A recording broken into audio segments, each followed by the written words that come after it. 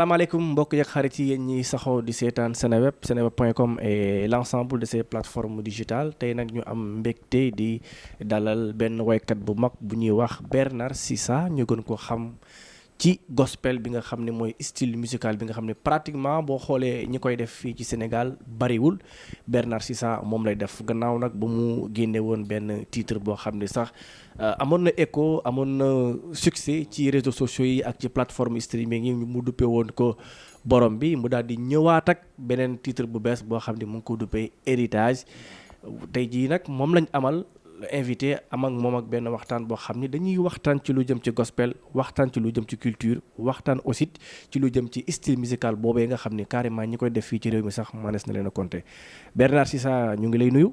jërëjëf maa ngi leen di fay téléspectateur u Seneweb yëpp.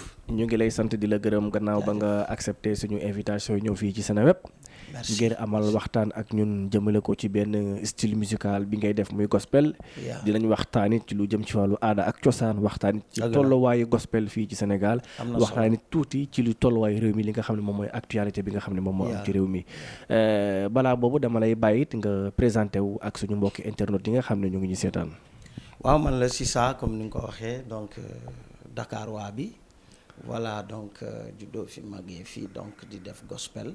waaye laata ma koy def servir na artistes yu mag ci Afrique. en tant que pianiste parce que mooy sama instrument. de base alors ma jóge foofu yàlla def ma am luñ ma jàngal ci ngëm. ngëm boobu nag ma doon dund moo andi ma dem ba décider nag ne dinaa def musique waaye musique bi may def dama bëgg mu nekk musique buy yeete quoi. musique buy vraiment éveiller conscience yi loolu tax ma choisir def gospel parce que c'est une musique de foi. musique u ngëm la quoi voilà. nga génne woon fii benn titre bu tuddoon Je t'aime ci jamonoy Pâques bi. nga daal di ñëwaat génnewaat borom bi di sargal ki nga xam ne mooy Yeesu Kristal. nga daal di ñëwaat indiwaat héritage. waaw héritage boobu nag moom moo nekk actualité bi sax parce que gannaaw bi ngi génn yàggul dara ñetti fan sax lay am mu ngi ci réseaux sociaux yi ak ci plateforme streaming yi ñu bëggoon tuuti rek balaa ngay wax ci héritage nga wax ñu tuuti ci tolluwaayu gospel fii ci Sénégal.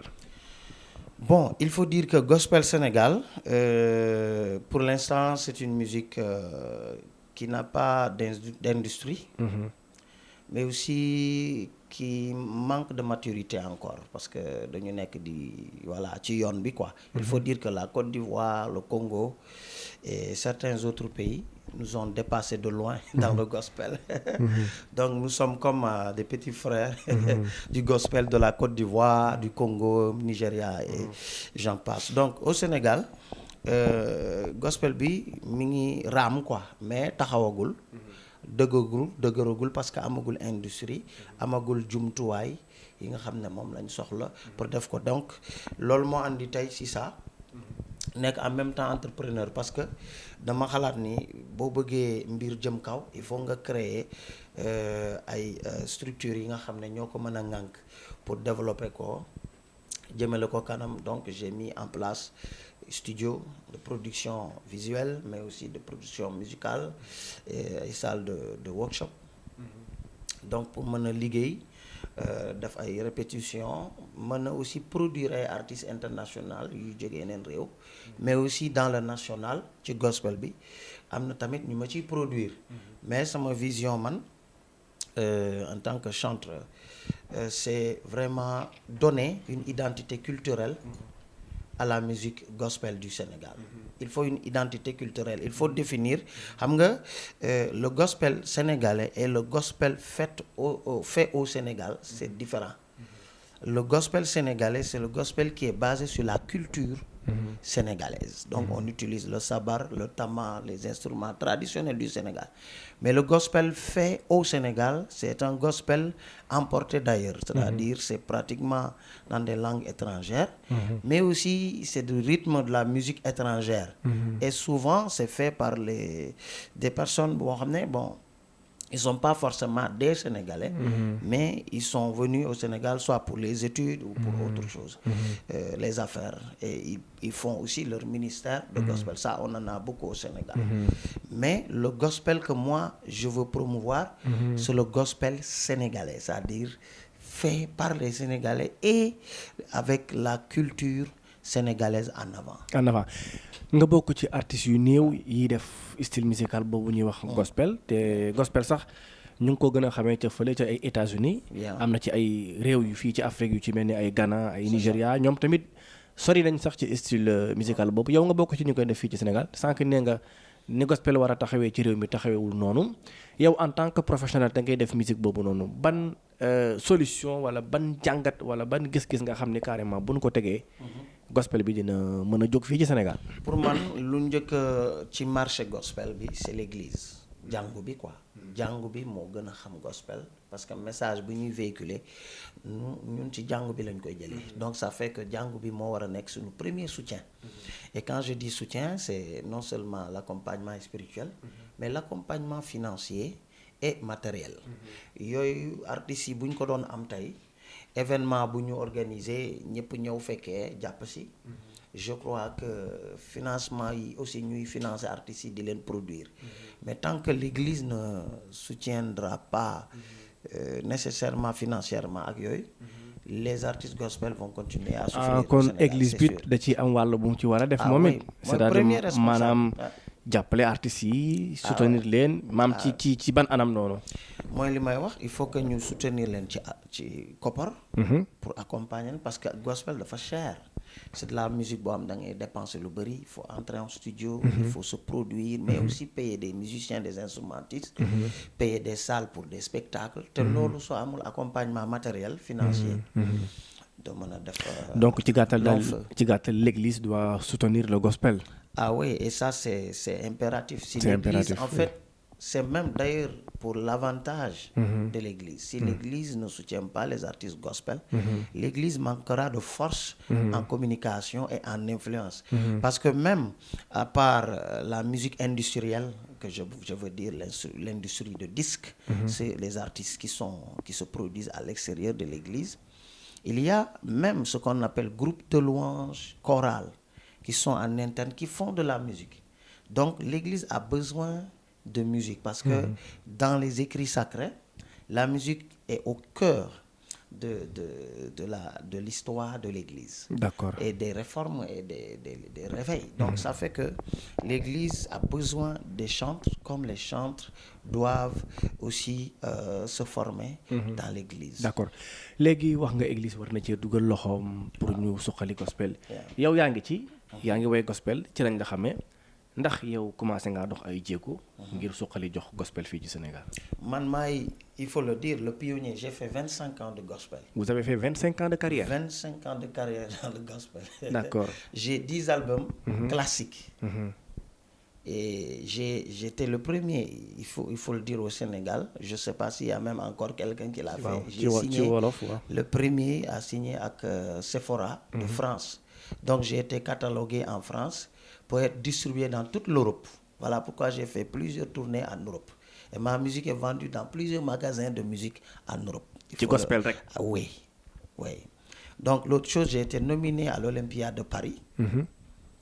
En plus, je fais des tournées américaines et dans beaucoup de pays d'Afrique. Donc j'ai, quelque part, il faut le dire, et qu'on le reconnaisse ou pas, fait connaître le gospel du Sénégal à l'international. Si vous allez au Congo, si vous allez en Côte d'Ivoire, si vous allez au Gabon, vous allez en France, au Canada, vous parlez du gospel du Sénégal, on vous dira, recherchez si ça. D'accord. Voilà, donc ça veut dire que j'ai beaucoup travaillé pour le gospel, j'ai contribué à faire connaître le gospel, mais aujourd'hui je produis les artistes. J'ai aussi mis en place des structures, c'est des structures incontournables. Je peux même dire dans la musique sénégalaise en général, parce que j'ai un studio le plus fréquenté actuellement de Dakar. Qui s'appelle comment? Joko Studio. D'accord, très bien. Tous les grands artistes du Sénégal, que tu sois du gospel ou pas, Viviane Ndour, Coumba Gawlo Seck, et j'en passe, tous viennent chez moi pour se préparer et répéter. Waaw, def nga 25 ans de carrière. Def nga ko ci gospel. Dem nga fu ne ci àddina bi. Génne nga ay album, def nga ay spectacle, def nga ay concert fu ne. Ndax tey jii yow sa mbébét mooy soxali gospel fii ci Sénégal waaye ndax tey dem nga fi nga war a dem wax ak ñi nga war a waxal ngir gospel mën a am doole fii ci réew mi. il faut le dire maa ngi def ay jéego. waaw maa ngi waxtaan ak kilifa yi. je suis en relation ak kilifa diine yu bari. mais gospel bi ma bëgg man mooy gospel fédérateur. en fait man je suis pas trop pour un gospel fermé dans un clan ou une dénomination. man je suis pour un gospel ouvert à tous les Sénégalais. lu tax ma wax loolu parce que je peux te dire j'ai beaucoup de musulmans qui écoutent ma musique qui apprécient qui m'invitent dégg nga et donc ça fait que le Sénégal étant un pays vraiment d'unité, de religion, de respect, de convivialité, moi j'ai préféré et j'ai choisi de m'ouvrir à tous les Sénégalais qui non seulement se respectent en termes de relations conviviales, mais qui considèrent aussi Jésus. Et je rappelle aux gens que Jésus n'appartient pas qu'aux chrétiens. Jésus n'était pas du tout chrétien, il n'était pas musulman, il n'était pas chrétien. Il était celui-là que Dieu nous a envoyé comme médiateur. Et ça fait que Jésus il appartient aux musulmans comme il appartient aux chrétiens, il appartient à tout le monde. Dégg nga loolu moo tax ma musique est un peu différente nag de celle qu'on entend souvent dans le gospel. Même dans la francophonie, on me reconnaît par le côté originalité, diversité et culturelle, surtout basée au Sénégal. D'accord. Loolu mooy sama particularité parce que j'aime pas trop répéter ce que tout le monde fait. La conformité, j'aime faire la différence. D'accord. Voilà pourquoi ma musique est perçue à l'international très facilement parce que les gens reconnaissent une particularité. léegi ban message ngay jagleel ñi nga xam ne ñoom ñoo ŋànk église bi te war a jàpp ci li nga xam ne moom mooy gospel bi. nañu jàppale gospel parce que gospel doole la tey. qu'on le veuille ou pas. il faut dire que c'est vrai dans mes débuts il y avait pas beaucoup d'artistes gospel au Sénégal. Il y en avait même pas qui se produisaient. Je peux le dire, il y a 20 ans de cela, moi je n'avais pas du tout écho d'un artiste gospel vraiment qui s'est produit au Sénégal. D'accord. Surtout à l'international. Maintenant, il faut dire qu'aujourd'hui, il y a beaucoup d'artistes gospel qui pullulent, qui émergent et qui font de bonnes choses au Sénégal. Et qui font même des concerts au Grand Théâtre, au Daniel Sorano, et j'en passe. Et ça, c'est parce que, quelque part, nous avons travaillé à la base, nous avons révélé le chemin à nos jeunes frères qui sont là. Et aujourd'hui, je souhaite que l'Église prenne le gospel comme un fond de communication. Parce que le gospel véhicule le message. Moi, quand je vais à l'étranger, je parle du Sénégal. Tu vois, je parle de l'état d'esprit des Sénégalais, je parle de l'état social, politique, économique de mon pays. Et ça fait que aujourd'hui nous sommes des ambassadeurs de Dieu, mais aussi de l'Église elle-même. Nous sommes une vitrine pour l'Église et c'est pour cela que l'Église doit prendre ça en compte, de soutenir tous les artistes et les chants gospel du Sénégal et d'ailleurs. D'accord. Alors ñu ñëw ci sa actualité nga génne benn single bu bees boo duppee héritage. mu ngi ci plateforme streaming yi bokk na sax ci les hits tendancieux maa ngi koy gis Trace TV ak feneen ak feneen. ñu bëgg tuuti rek nga wax ñu ci héritage boobu lan nga ciy wax lan moo ci bataaxal bi nga ci xam ne moom nga ciy sànni. sant yàlla héritage parce que dama jàpp ne ndonno la. waaw bu ko fekk tekkiwee ci wolof mooy ndono. te defe naa su ngeen déggee ñun chrétiens yi. ñu naan leen Bible bi ñaaru testament la. ancien ak Nouveau Testament. Ancien Testament bi mooy ancienne alliance. Nouveau Testament bi mooy nouvelle alliance.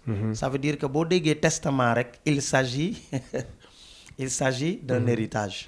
Donc la Bible est un héritage. Quand tu remarques dans le clip, le premier gros cadeau qui a été donné à l'actrice principale du clip, c'était une Bible pour montrer que notre héritage provient des promesses que Dieu nous a léguées à travers le salut que Christ a opéré sur la croix pour nous. Donc ça veut dire que en réalité l'héritage, chacun de nous a son héritage en Christ. Et cela est valable pour tout le monde. Que tu sois chrétien, que tu sois musulman, en Christ Jésus, tu peux avoir ton héritage à travers le Créateur. Donc l'héritage là, il s'agit de tout le monde, musulmans, chrétiens, bouddhistes, tout le monde. Celui qui croit que Christ a existé et que Christ a donné sa vie réellement pour obtenir les promesses que Dieu a promises dans la Bible. Loolu moo tax héritage génn, et je remercie le Seigneur de ce que actuellement c'est en exclusivité sur Trace. Je remercie aussi Dieu parce que je suis un artiste stampillé Trace. Ça veut dire que je suis quelqu'un qui, quand je produis un projet, Trace considère ça déjà en avance comme un projet de la maison. Merci beaucoup. Voilà, merci beaucoup Bernard Sissa. Je rappelle que nous sommes avec l'artiste, compositeur sénégalais, promoteur du gospel Bernard Sissa. Merci. Avant dernière question, balaa ñu lay bàyyi Bernard Sissa, vous êtes artiste, en même temps vous êtes leader d'opinion, vous êtes sénégalais. Wow. Actuellement, le Sénégal traverse une crise sociopolitique. En tant qu'artiste, en tant que leader d'opinion. Waaw. Tey lan mooy sa jàngat ci loolu? C'est dommage. C'est dommage que le Sénégal tey suñu réew nekk di plonger ci loo xam ne musuñu ko gis, ñun xamuñu lool, ñun dañuy juddu fekk fii peut-être suñu maam Ablaye Wade jamono yi muy opposé wu mu tàngoon mais après Wade ñun vraiment déggutuñu yu mel nii. Ce qui est dommage nag mooy man su ma sañoon ñu delluwaat ci jàmm. Moi je le dis, président Macky Sall décidé na day dem, man moom laa faral. Je vous dis la vérité, su ma waree voté tey Macky Sall laa doon voté ba malheureusement il a décidé de partir pour ne pas faire un troisième mandat, et je salue ça parce que loolu mooy grandeur. Mais man moom laa faral, man faraluma Ousmane Sonko, je le dis, j'ai pas peur de le dire. Maintenant nag côté justice bi amoon naa loo xam ne vraiment daf ma xaw a décevoir. Mooy lan? Parce que xam nga tamit nit ki lu ñu ko doon accuser ñun ñëpp ñu yaakaar ni xam nga loolu après ñu ne ñu du loolu. Pour man problème bi jaratul woon muy continuer. Man su ma sañoon vraiment Ousmane Sonko quelque part vraiment doomu réew mi la, on l'aime beaucoup. Je peux pas parler à la place de la justice, mais nag je suis un citoyen comme tout le monde. Bu ma sañoon vraiment mu am jàmm aussi. Dégg nga ñu ñaanal ko vraiment tolof yi muy traverse actuellement. Yàlla na ko ci yàlla génnee. Mais nag ñun ragaluñu di wax dëgg, nit ki da ngay wax dëgg. Man du moom laa faral, man bu ma sañoon président Macky Sall continuer waat. Su doon yàlla may na ma coobare pour ma tegaat fii Macky Sall dama ko fiy tegaat. Mais comme yàlla def na moom Macky Sall mu ne day dem kon na jàmm ne ñooy.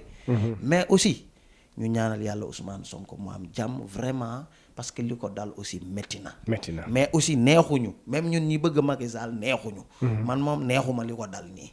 Waaw bu ma sañoon vraiment mu nekk ci jàmm. D'accord. Donc, il faut que je le dise. Merci beaucoup Bernard Sissa d'avoir accepté notre invitation. ñoo far. Quel est votre dernier mot? Dernier mot bi mooy jërëjëf monsieur Mané. Ndax yow ñëpp nga fi nekkal. Seneweb aussi ñëpp lañ fi nekkal.